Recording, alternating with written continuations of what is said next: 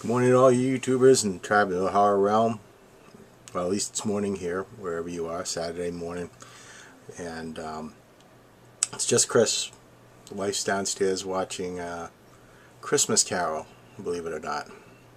It's middle of July and she's watching the Jim Carrey Christmas Carol movie. Anyhow, what I decided just to put a commentary on today was two things that have popped up recently, of course, is that the first is they green-lighted, of course, Evil Dead 4, or pretty much a reboot of the Evil Dead movies, and I know that for a long time we've wanted to have a follow-up to Army of Darkness. I know when I had a chance to attend a Bruce Campbell seminar where he was doing a Q&A, and this was around the time that his book Make Love the Bruce Campbell Way had come out. They had talked about doing the Evil Dead 4, but Sam was so busy with doing the Spider-Man films he just didn't have the time for it. And of course now it seems that they're just going to do a reblast of this thing. And similar to the way they did Friday the 13th, is they're going to try to incorporate little bits and pieces from all three movies into just the one, which I don't see the point in doing so. I mean, I know that Bruce himself despises remakes. He's got a lot to say about that, but obviously he's going to be involved in it, and I would say very peripherally is my guess. Same for Rob Talbot and Sam Raimi. I think the studios are probably just paying them off so they can use their names and have them give the thumbs up to the projects to allow a lot of the fans to maybe back it or at least give it a shot. Without Talbot, without Raimi, without Bruce, and if they just did it as an Evil Dead thing, they probably would just tank, because everyone is generally cynical about remakes, especially when you touch a classic. I know Teresa in her 30-day challenge mentioned that she would love to see Evil Dead remade, and if you kind of read my facial expression, I really didn't want to see it done. But of course, I'm sure she'll convince me to go take her to see it. But I guess time will tell. I mean, they have, what do they have? Diablo Cody going to write the movie now? She of Juno and Jennifer's Body doing Evil Dead. I'm not sure about that one, but I'll give it a shot, because when back when the first Batman movie had come out and everyone was saying, "Oh my God, Mr. Mom as Batman," who would have known that he would have been up till until they got Bale, he would have been the best Batman, and that Kilmer and Clooney would just screw the whole thing up. And that's my opinion. So we'll see. The other thing that was just released, and if you haven't seen it, it's going to be right below this video. Here is the link to it. It's the trailer for the prequel to the movie The Thing. It's one of my all-time favorite remakes, the John Carpenter version. I'm sure a lot of you share the same opinion. It's obviously a very highly regarded film. Rob Bottin did some great practical effects that have stand the test of time, and have left indelible marks in all of us.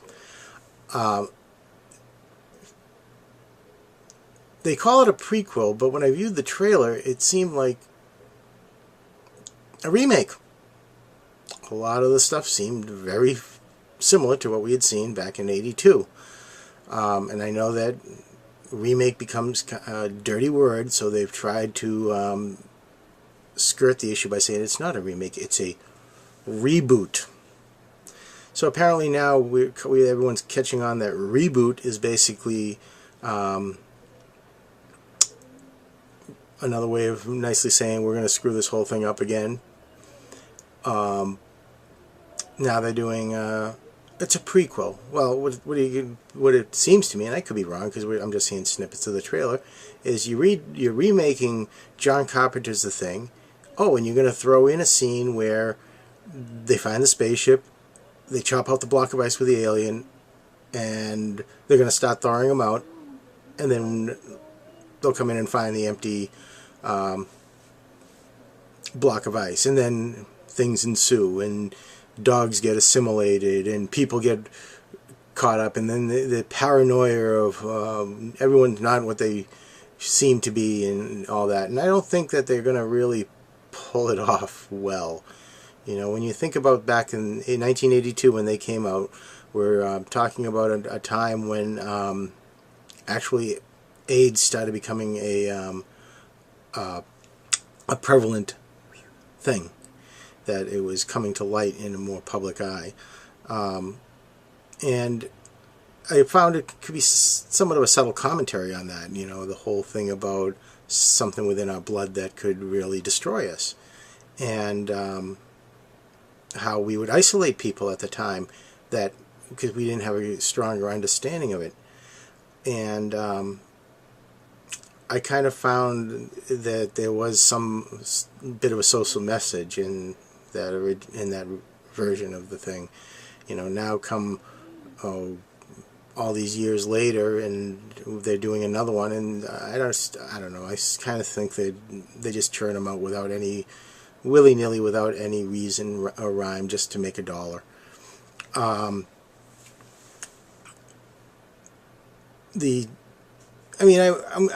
definitely going to go see it. I would hope.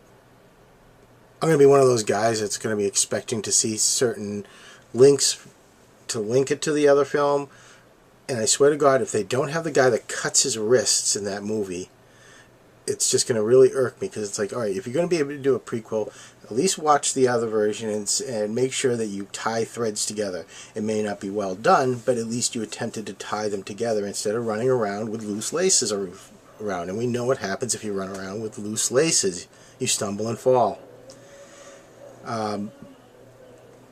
So anyhow, they're planning on doing that. They got Mary Elizabeth Winstead. I'm sure I mispronounced it, but basically the little cheerleader from Grindhouse, Death Proof, who got violated by the redneck that owned the really pisser Dodge Challenger. Playing a paleontologist. Haven't seen enough of her to really discount her playing the role. I mean, this is like Denise Richards as a scientist in a Bond film, and you know, I can suspend reality. Best is the next one. But when they asked that you take and Tara Reid and believe that she's a scientist, you gotta draw the line somewhere. I mean, that wasn't one of them. All right, so pretty much that's what's happening. They're finally bringing it out. I'm a little bit disappointed, because I was really hoping, because with the thing that they would do something cool by doing the whole film in Norwegian. You know, as we know, that's where the camp was. It was a Norwegian camp, and I thought it would have been great to do it in that form. But of course, to make a lot of money, you have to do it in English. You have to be able to get the general public to want to see it, and too many people would just scoff at the notion that they're going to have to read little subtitles at the very bottom of the film. But I thought it would have lent a lot of credibility to it if they had done it with in full Norwegian and really tied it together. I think the bottom line is, if you got people, and it's not just the director, but the actual producer at the studio that can really stand up for it. If you got someone that really loved the John Carpenter thing and really wanted to do it justice and really wanted to tie it together, they would have done something like that. They would have made sure they tied all the little threads together. They would have done it in Norwegian and all. But no, they're going to just dump a bunch of money into really bad CGI. The sets don't look any better than the original one, and even the characters look a lot similar to the ones from the first remake. The movie poster looks a little interesting, the one sheet, but it really does, when you see this one, it looks a lot like a certain scene that we all saw in the original thing remake. I keep saying the original when we know it's the James Arnaz one's the original, but the 82 thing. So, you know, I don't think that helps much either when you're pretty much culling too much from the earlier one and you're trying to say it's a prequel, and it really smacks more of a sequel, or remake rather. So that's about it. Thank you very much for taking the time to watch the video, and we'll check you later, and as we continue doing the, well, I guess you could call it the 40 Days of Horror now, since the Tattoo Doorman added the other additional days, so we'll have those up later on this weekend.